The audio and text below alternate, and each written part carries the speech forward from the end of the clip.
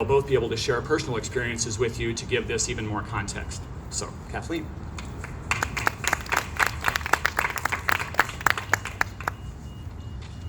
Good morning.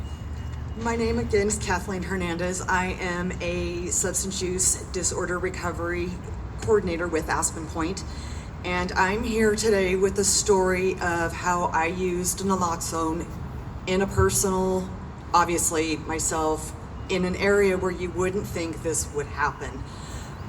It's been mentioned that usually overdoses happen in the home. That's not always the case.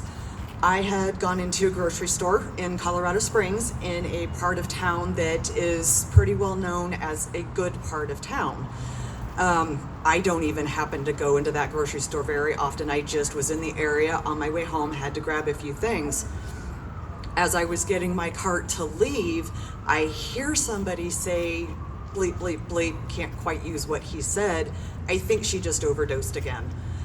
That caught my attention for two reasons. One, obviously, I work in the industry. Secondly, I have personal experience with addiction and recovery myself. So it's just very natural for me to hear overdose and it catches my attention. I ran over there, asked the gentleman, do you know what she was using? And he said heroin. Luckily, I had been trained on naloxone previously. I knew what it was and I carry it with me everywhere I go. I have it in my purse, my work bag, my car, anywhere I could possibly think I might need to use it. Never expected to have to use it before. While we're kind of talking, you could see, and this is a real big telltale sign, her lips and her fingernails are starting to turn blue. She's on the ground, and all of a sudden you hear this horrific, gargly breathing sound. It's called the death rattle. It's a sound you'll never forget it if you've never heard it. It's horrific. And she stopped breathing.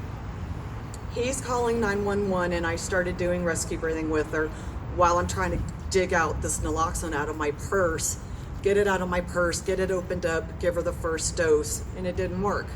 And I'm thinking, did I do something wrong? You can't do anything wrong with naloxone. It's so simple to use. Unfortunately, she had just done enough heroin. It took 2 doses.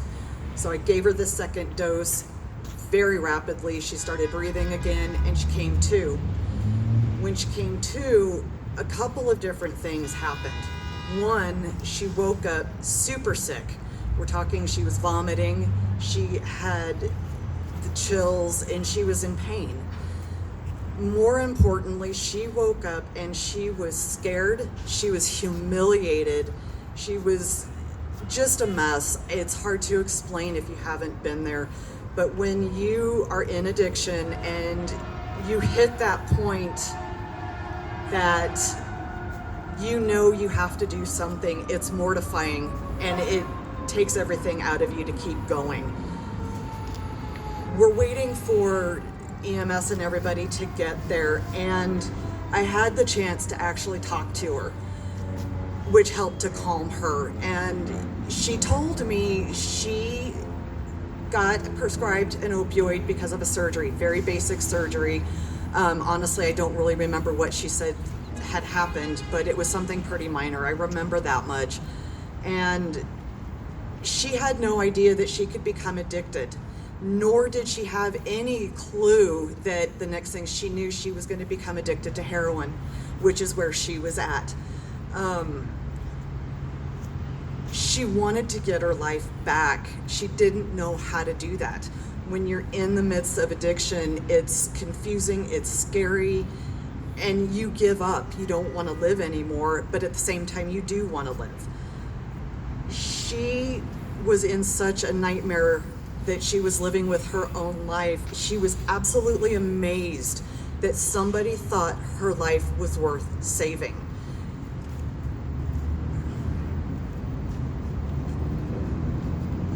She was very grateful